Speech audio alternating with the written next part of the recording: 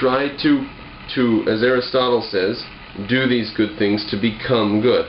That's the advice ultimately I think I have about implementing virtues. To read about it, Aristotle. Listen to his Nicomachean Ethics. Read Ayn Rand's Philosophy Who Needs It. Read Opar. But at the end of the day, whatever virtues you have in your mind that you're thinking of practicing, get your feet wet. Try practicing them. I tried that in college with the idea of long-term planning. I thought I planned to be a college professor. I tried it. I worked towards it.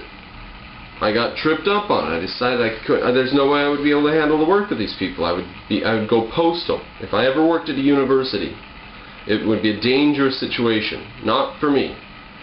They would be in dire danger. Only if they made it a gun-free zone would it be really dangerous, because then I could go on there with a gun and nobody would think I was, I would go postal. The universities have so many worthless, Marxist idiots that I just said, for my safety and the safety of others, I better go teach grade school. And not government grade school, private grade school.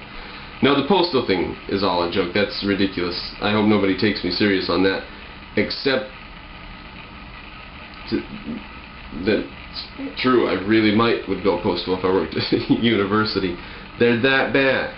And my long-term plans had to be adjusted. And that's one of your virtues too. It's got to be the virtue of living in this reality instead of a Platonic super reality. Like, if I lived in a Platonic super reality, I'd say, well, the universities are shit, and I don't want to work at them, and the people there are crap, and the system's crap, and it's all state-owned, but I've chosen my long-term goal, and I'm going to go for it. Maybe there's a new long-term goal you can choose in light of the stuff you've learned about your long-term goal. So I changed my long-term goal from higher education to lower education. Big change, it really is a big change, but in the light of everything, it's still in the field of education, and I still just have to learn all kinds of stuff about things so that I can regurgitate it for other people in a more orderly fashion than the way that I took it in. Well, get your feet wet. Try one of these virtues out.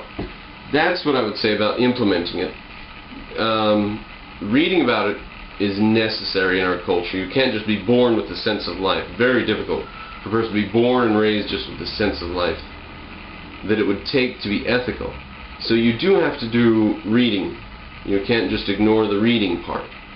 But beyond that, I guess let's just end it like that. Get your feet wet. Practice them. Try practicing them. Even if it means that you're going to be honest with your friends and acquaintances now instead of being nice, because you know the virtue of honesty now.